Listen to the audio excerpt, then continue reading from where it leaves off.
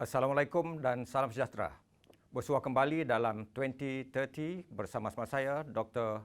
Jenery Amir.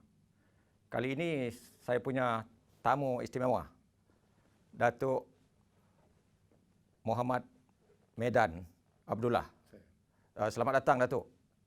Saya rasa begitu bangga dan bertuah pada kali ini kerana dapat bersama-sama Datuk dalam rancangan 2030.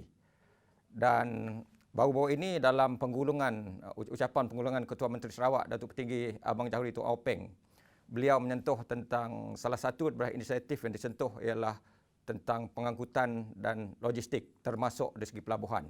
Dan sekarang Datuk menerjui kumpulan pelabuhan Bintulu Port Holdings sebagai CEO, Ketua Pegawai Eksekutif, selepas 30 tahun lebih kurang dalam industri minyak dan gas. Tapi sebelum kita memperkatakan isu yang begitu berat ni, saya nak tanya sisi lain sosok Datuk ini. Saya difahamkan Datuk ini bukan hanya sebagai Ketua Pegawai Eksekutif, tapi punya bakat dalam bidang puisi, poetry. Boleh ceritakan bagaimana minat ini tercetus? Sebenarnya minat dalam puisi ni bermula dari kecil lah. Ya. So saya suka membaca buku dulu dan suka menonton, melihat karyaan semula jadi, nature dan sebagainya. Kita menimpa kita invoke feeling dalam kita. Dan adalah minat nak tulis sesuatu untuk convey apa yang di dalam diri kita, di dalam hati. So dari situlah kita ni. Tentang apa kebanyakannya? Banyakkan reflection dari mengenai nature, dan keadaan manusia. Kadang-kadang saya tengok matahari turun dengan cantik, dia punya keindahan alam. Keindahan alam. Okey. Bentuk alam, keindahan alam, ciptaan Allah Taala. Kita terasalah menyentuh hati ya. Jadi dalam bahasa apa yang Datuk tulis ni? Saya boleh tulis dalam paling comfortable dalam bahasa Inggeris. Tapi baru-baru ni saya cuba tulis dalam bahasa Kelabit juga. Sebab bahasa Kelabit sekarang tak ramai orang yang pandai. Dalam bahasa ibunda. Bahasa ibunda. Ya. Mungkin generasi saya yang paling ini, mungkin last lah. Dalam bahasa Melayu ada tulis tak? Ada juga, sudah sikit-sikit. Baik, selain daripada puisi, saya juga difahamkan Datuk ini, saya tahu dulu waktu sekolah Datuk main gitar, seorang gitaris yang hebat. Tapi kebelakang ini sudah mulai bermain sapek. Sapek, ya. Bagaimana itu minat itu timbul? Sapek, okey, dari sapek saya dari kecil dah sudah minat atau dengar bunyi sapek. Okey. Masa kecil pun ada orang tunjuk ajar macam mana menari mengikut muzik sapek. Tapi pada masa tu saya belum pandai main lagi. Yeah. Tapi satu hari ada orang bagi saya hadiah sapek. Mati-mati ke jangan bagi saya. Dia tak pandai, buang ni. So waste saya kata. Yeah. Tapi dia insist kata kami nak bagi juga kepada you. Sebagai hadiah Hadiah. Ini masa saya di Bintulu MD CEO MLNG dulu. Itu saya bawa lah sapek tu bagi ke Kuala Lumpur. Dia letak dalam punya lounge itu. Hari dalam 6-8 bulan dia duduk situ. Saya lihat dia, dia lihat saya. Dan satu hari ambil, saya cuba main. Dan saya belajar sendiri. Jadi berapa lama ni jadi sehingga dapat jadi pakar dan Datuk dijemput untuk tampil di di Sarawak dan satu pertunjukan hebat. Tak berapa lama jugalah, tapi kita pernah main tahu main gitar. So dia lebih kurang dia punya style main tu, dia punya tone tu, notes tu lebih kurang samalah. So kita boleh pick up. Baik, ini sekadar pembuka selera. Okey. Kerana ini menunya berat. Jadi kita perlu menu yang ringan dulu untuk sebelum perkatakan tentang pelabuhan. Jadi pelabuhan Bintulu yang Datuk terajui ini merupakan pelabuhan utama dari segi mengeksport minyak dan gas. Dan ketiga terbesar dari segi pengendalian kargo. Di Malaysia. Saya secara khusus nak tahu bagaimana Datuk yang satu ketika dulu 30 tahun berkecimpung dalam bidang 30 years involved in oil and gas, and now you are in this line. Okay, boleh ceritakan dari segi visi dan misi dulu. Actually, sebelum saya datang ke Bintulu Port ni, saya bekerja di Singapura. Sebelah 30 tahun di Petronas, kan. Dan saya ditawarkan untuk menerjui satu company nama Gazprom. Gazprom yang dari negara mana tu? Dari Rusia. Dia adalah company gas yang terbesar di dunia. Jadi Datuk menerajui kawasan Asia Pasifik. Asia Pasifik, MDCO Asia Pasifik. Itu dia punya jawatan lah. Dan saya kerja di sana selama 3 tahun. Dan tahun ujung 2016, saya ada panggilan. Dia kata, apa yang buat kat sana? Saya kerjalah kat sini. Jadi kami fikir, tanya you boleh you nak datang balik. Balik mana? Balik Sarawak lah. Balik ke negeri asal lah. Ya, negeri asal. Dia kata, buat apa? Saya balik lah untuk ni buat national service ke apa kata. Dan dia kata, you national service ke? Ya. Immediately saya jawab, boleh. Dia yang panggil tu terperanjat. Ya. You faham? You dengar saya kata national service. Macam dia terperanjat, dia tak percaya lah. Tak percaya. I kata national service ke? I tahu, I faham apa maksud dia. Dia tak boleh bayar gaji yang sama. Gaji sama. Jadi ini satu pengorbanan jugalah. Satu pengorbanan. Tapi untuk Sarawak. Ya. Baik, Datuk.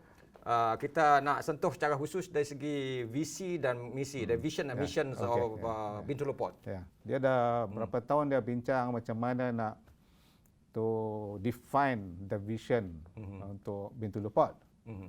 Then when I came, I think kita perlu simplify saja dia. Vision kita menjadi Bintulu Port sama yang taraf port yang terbaik di dunia. Dari So segi you want to be number one also lah, the world class. In term of operating, the capacity, ability to operate port. So itu saja simple. Jadi kita letak tahap tu yang tinggi sangat. Kita aspirasi dia. Maksud dia kita nak vision ni akan tarik semua orang nak naik. Capaikan standard itu. So itu the vision, very simple. World class port operator. Itu dia punya vision. So dari segi ramai ni penduduk ataupun penonton kita kurang faham tentang peranan dan tanggungjawab pelabuhan ini. Bagi mereka pelabuhan ialah pelabuhan, kendalikan kapal begitu saja. Sebenarnya apa perkhidmatan yang ditawarkan oleh pelabuhan, khususnya pelabuhan Bintulu? Okey. Kalau tengok semua negara yang maju, yang besar, mesti dia ada dekat laut. Kan? Jarang kita ada negara yang besar yang maju dia dalam landlocked. Jadi pelabuhan itu adalah banyak penting untuk mencepatkan hubungan dengan negara luar, dengan perdagangan dan semuanya. Port adalah main peranan gateway. Okey, sudah barang boleh masuk, manusia boleh masuk, barang boleh keluar, ekspor dan semua ni. Itulah peranan port, kan? Dan of course yang datang tu adalah kapal-kapal yang membawa barang, manusia, raw material semuanya. Dan ekspor pun ikut. Jadi peranan port tu dia yang kendali semua yang ni lah. Ada point tu. Baik, pelabuhan Bintulu ditubuhkan in 1983, right? 1983, ya. Dan dari 1983 hingga tahun 2019, berapa banyak ada kargo, dari segi tan kargo itu dikendalikan oleh pelabuhan ini? So, tapi banyaklah. Banyaklah, banyak, memang banyak. Kebanyakannya pelanggan dari mana? Negara mana kita berhubung? Kita tengok daripada berkembang ekspor mainly dalam Far East, kan Northeast Asia. Kita tengok Bintulu Port, okay, dia punya kargo terbesar adalah LNG, gas asli cecair. Semua ini dulu negara yang terbesar pengimport LNG adalah Jepun. Ya.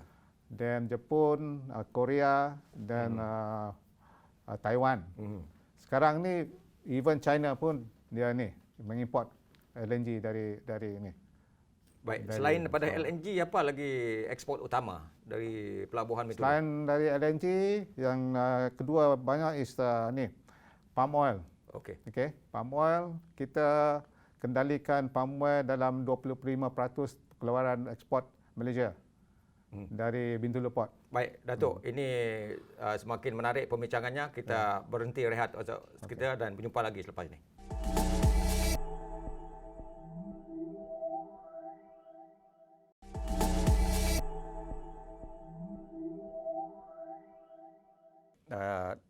Tadi saya ada menyebut tentang hasrat dan juga Datuk ada sebut tentang visi nak meletakkan Bintulu Port ini sebagai operator atau pengendali berkelas dunia.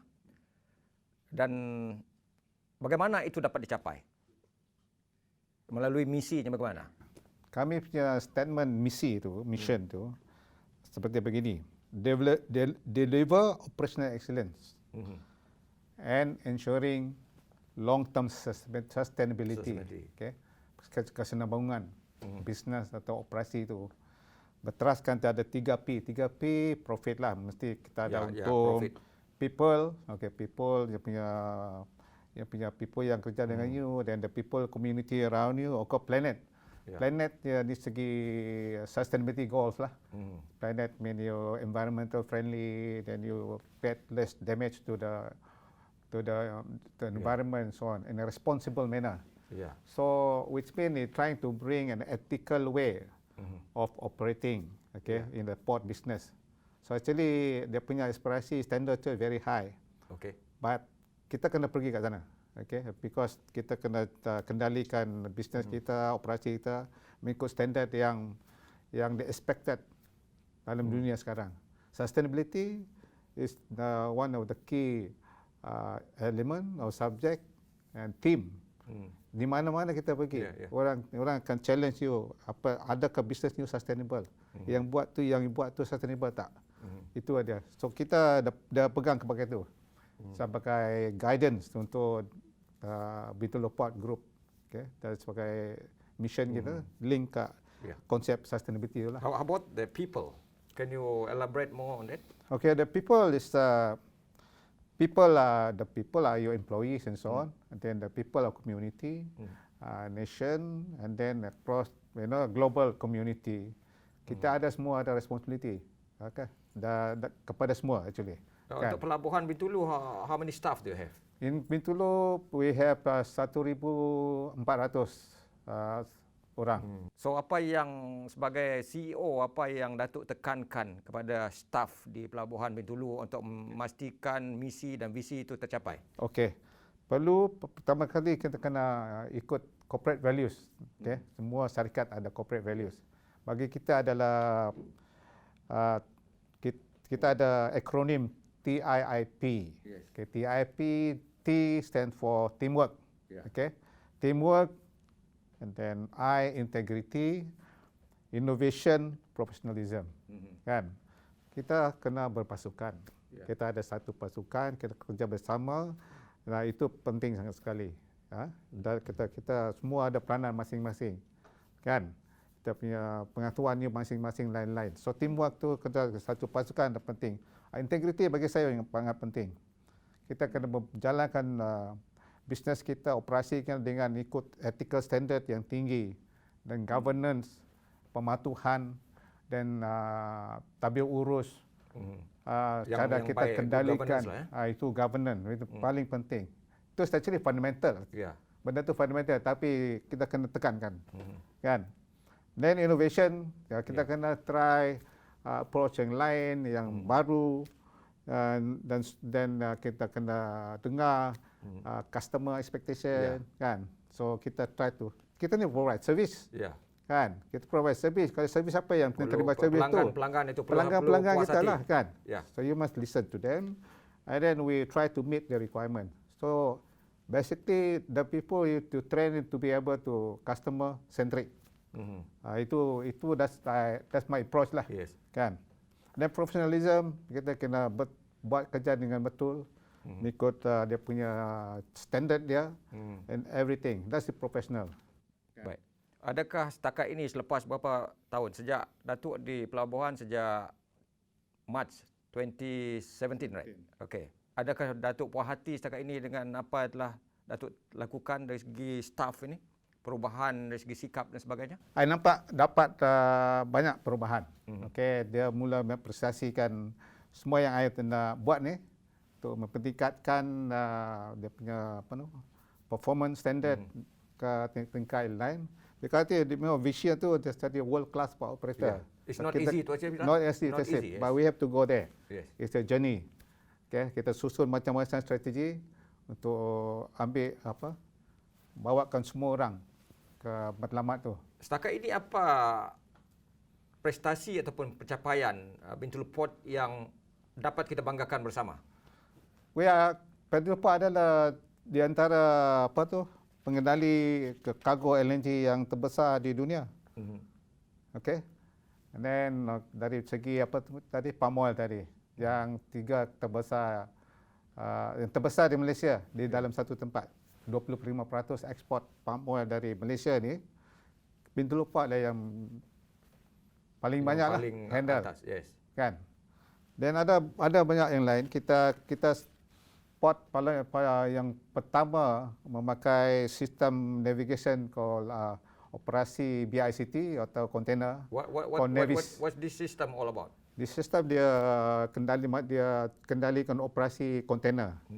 Because container dia datang keluar, dia ni kena keluar dari kapal dan letak simpan dan bawa balik. So kena monitor semualah. So apa kebaikannya? Mana dia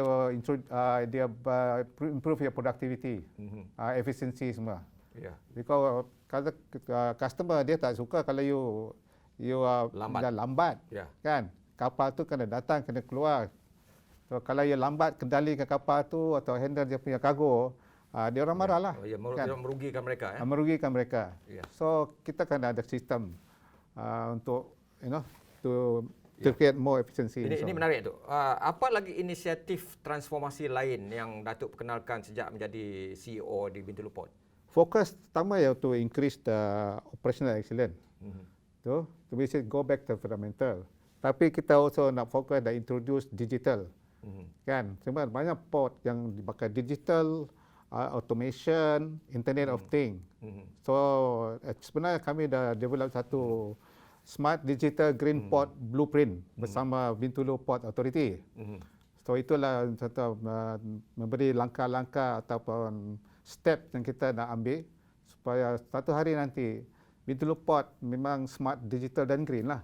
Ya, jadi smart, digital dan green, efficient dan staffnya punya sifat dan kualiti profesionalisme yang tinggi. Jadi Datuk, kita berhenti rehat seketika.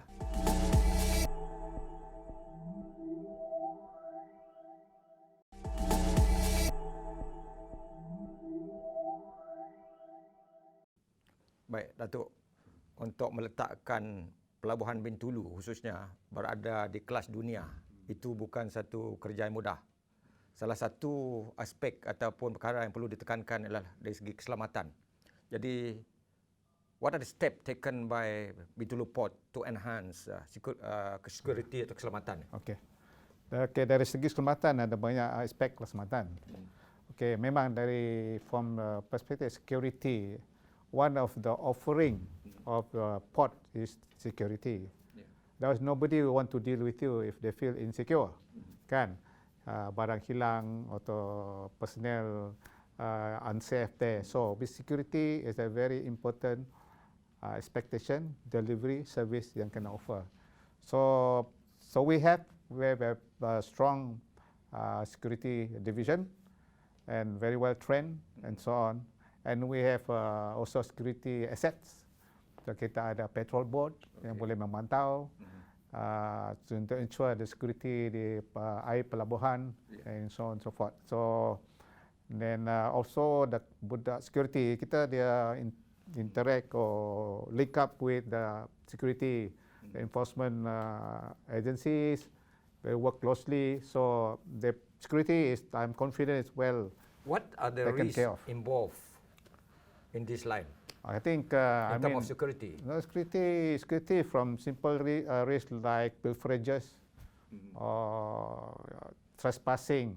Okay, itu biasa. Tapi it could be ports could be target for sabotage. Yeah. So ports are where sensitive equipment may be coming in and so on.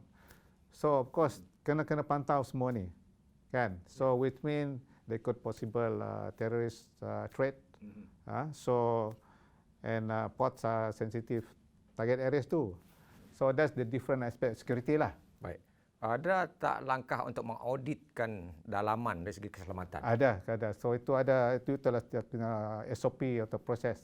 Mesti audit dari masa ke masa to test di mana tahap kita, persediaan kita and readiness, and then tengok alat kita dan manusia dia, semua aspek keselamatan. Baik, Datuk. Sebagai satu pelabuhan besar dengan 1,400 staf dan antara pelabuhan yang terhebat di Malaysia, malah di dunia, pasti Bintulu Port juga berdepan dengan cabaran, ujian, tantangan yang begitu hebat. Kalau dapat dikongsikan cabaran yang dihadapi oleh Datuk dalam tangani isu-isu berkaitan dengan pelabuhan ni? I think seperti kata tadi, mula-mula tadi, port ni adalah daripada value in the chain, dari logistic chain. Okay? So kita tertakluk atau boleh di-influence apa yang terjadi di global economic situation. Kalau ekonomi turun, there's no cargo coming in and out.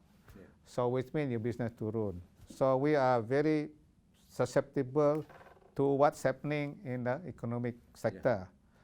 Then dari segi lain, industri yang stakeholder macam port users and then shipping line, diorang pun dalam situasi yang mana dia kena evolve juga.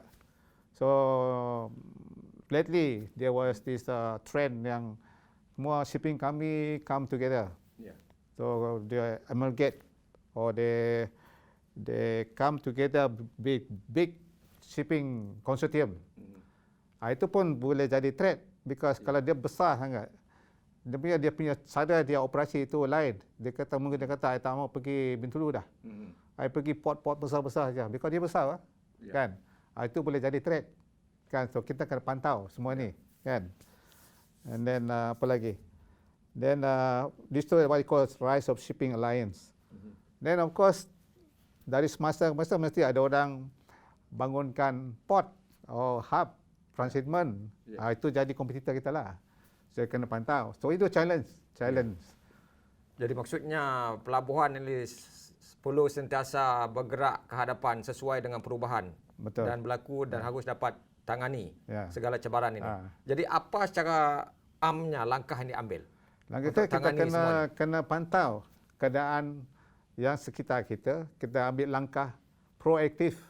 Dan kita anticipate change. Then we take steps to mitigate kalau ada adverse consequence changes tu. Dan normal lah dalam bisnes kan. Kita kena sentiasa inovatif and so on. So do a normal challenge, but your business, your specific challenge that can come to you. Macam saya cerita tadi. Jadi we are now facing COVID-19 pandemic. Banyak sektor terbabit, pelancongan, pendidikan, hampir semua di dunia ni. Saya percaya juga pelabuhan terkesan oleh ancaman COVID-19 ini. Memang. Jadi secara khusus bagaimana COVID-19 ini memberi kesan atau implikasi terhadap operasi pelabuhan di dunia dan khususnya di Bintulu? Okey. Kalau kita tengok dari segi throughput, pada suku pertama kesan dia tak berapa nampak. kan, because baru nak start kan ni COVID ni. Tapi dalam suku yang kedua baru kita nampak dia punya throughput tu, volume kargo tu menurun dengan mendadak. Tapi dalam suku ketiga kita dapat macam ada recovery lah. Okay. Kalau insyaAllah kalau recovery trend tu continue, mungkin tahun depan kalau tak ada disaster apa, mungkin maybe back to normal. Itu harapan kita. Itu ada challenges. Tapi apa yang kita buat di Bintulu Port, kita masa pandemik ni sudah kick in, kita ada review balik kita punya strategi balik. Strategi perlu diubah. Ubah balik dan kita overlap kita punya the basic strategy is there.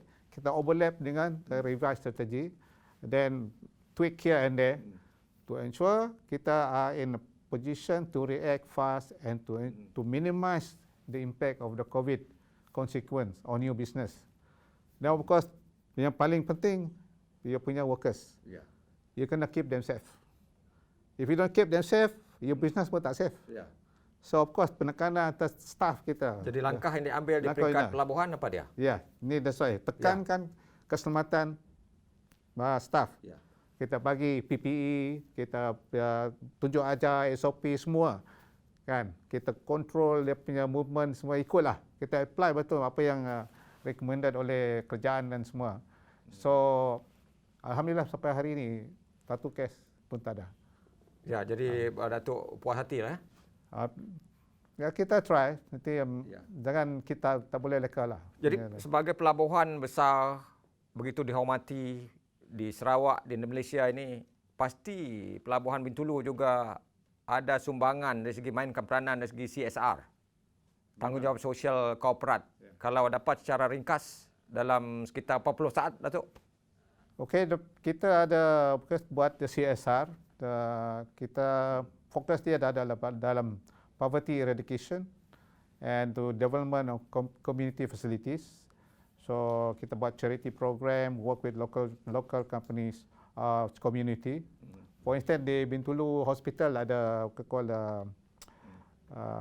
fire victim ward. Dah lama dah ada, tapi tak equip. So kita contribute lah. Jadi ada peranan lah dalam untuk menyumbang balik kepada masyarakat. Jadi Datuk, kita berhenti rehat dan selepas ini kita bercakap the way forward, langkah ke hadapan untuk Bintulu Port.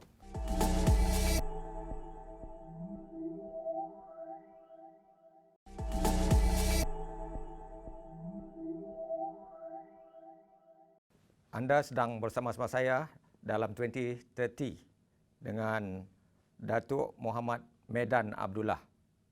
Jadi Datuk telah memperkatakan banyak isu berkaitan dengan pelabuhan Bintulu dari segi pencapaian, apa peranannya, cabarannya. Jadi untuk segmen terakhir ini, kita ada 8 minit Datuk. The way forward for Bintulu Port.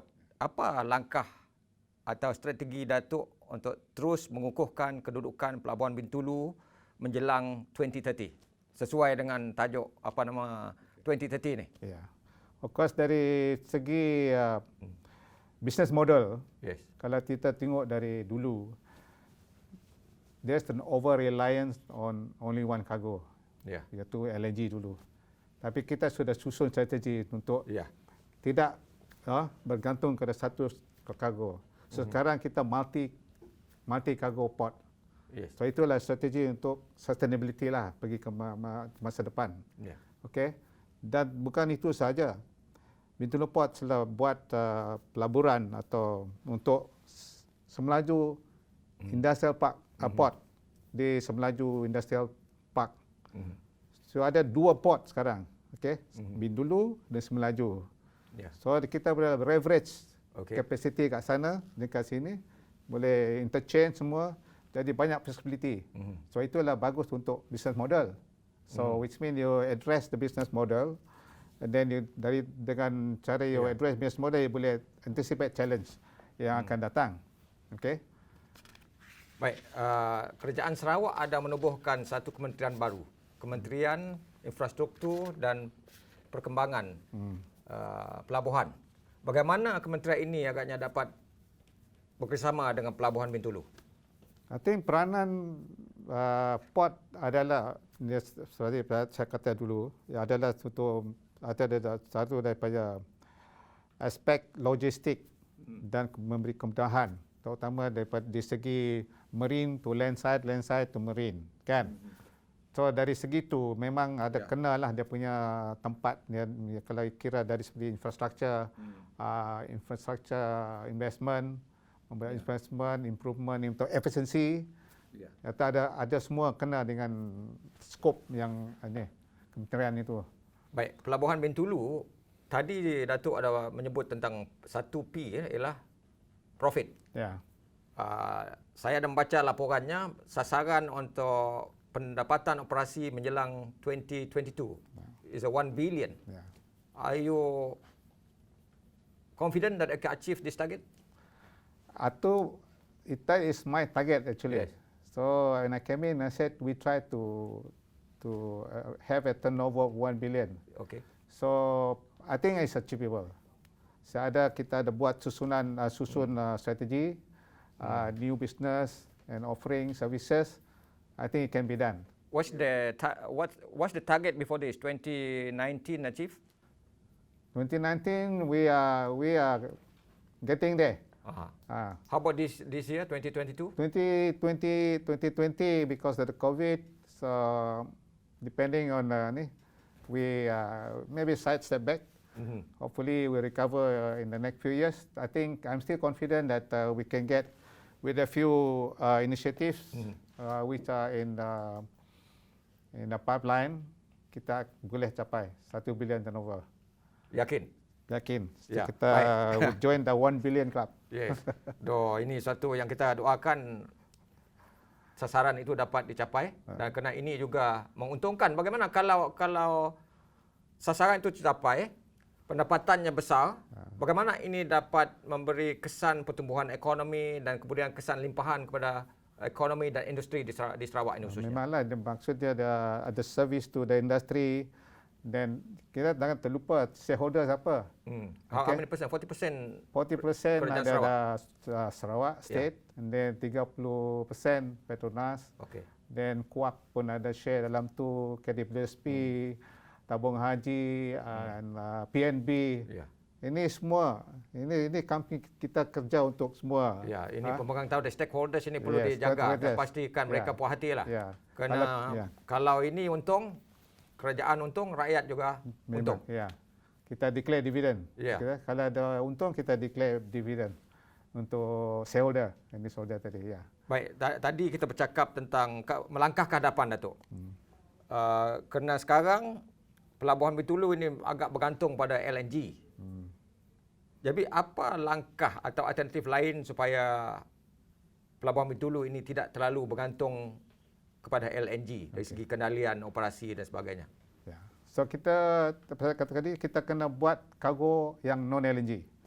So sekarang kita ada dalam perjalanan itu di Semelaju tak ada LNG. Semua industrial product, bug, break bug, dry bug, kargo tak kena mengenai dengan LNG. So dari segi proportion sekarang dia berapa 50-50 lah. Dulu mungkin mula-mula start tu 90-10. Ya. 90 LNG. Sekarang dah buat 50-50. Itu which is very good, balance. So there's a strategy not to be over dependent on LNG. Yeah. So it's happening. It's happening now. Yes. How about pemerkasaan pengendalian ekspor sawit? Of course. Jadi peranan penting juga yang dimainkan oleh Pelabuhan Bintulu. Kita ready to absorb or to handle kalau ada peningkatan dari volume sawit. Ya. Okay, so because kita ada dedicated tank farm, kita ada dedicated jetty untuk mengendali kelapa sawit. Ya. Jadi dengan langkah-langkah yang Datuk sebutkan tadi, ini tidak seharusnya menjadi masalah. Bagaimana pula dari segi bentuk pelaburan masa depan untuk pastikan Pelabuhan Bintulu dapat ditingkatkan dari segi kapasitinya? Dari capacity, capital, in terms of investment capacity will be in tandem with demand. Okay. Kalau ada demand dan memerlukan additional capacity, kita akan invest buat additional capacity. Kita ikut pada situ. So tengok berapa kargo keperluan yang akan datang, kita akan proactively invest to expand capacity supaya kita boleh handle. Baik, in 1 minute 30 second, Datuk. Apa harapan dan impian Datuk melangkah ke hadapan meletakkan Pelabuhan Bintulu ini menjelang 2030? Menjelang 2030, saya berharap Bintulu Port ni masih ada dan memberi sumbangan yang besar, hebat untuk bukan saja negeri Sarawak dan Malaysia amnya. Dan pekerja-pekerja dalam tu dia tingkat yang lain, yang tinggi lagi, yang cemerlang lagi dan semangat kuat lagi.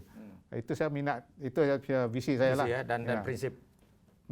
Jadi untuk memastikan Bintulu Port ini berada di kelas dunia dan dapat mainkan peranan yang lebih penting lagi untuk membantu memacukan ekonomi Sarawak ke hadapan. Jadi kita bersama 2030 dan saya berasa amat bertuah kali ini kerana dapat bersama-sama tokoh yang hebat dari Tanah Tinggi Sarawak, seorang kalabit yang telah mengukir nama dalam bukan saja dalam industri minyak dan gas, tapi sekarang sedang mengukir nama dalam industri atau sektor pelabuhan di Sarawak dan di Malaysia. Dan kita telah perkatakan bagaimana pelabuhan dapat mainkan peranan untuk memacu sektor ekonomi dan industri di Sarawak melangkah ke hadapan menuju 2030.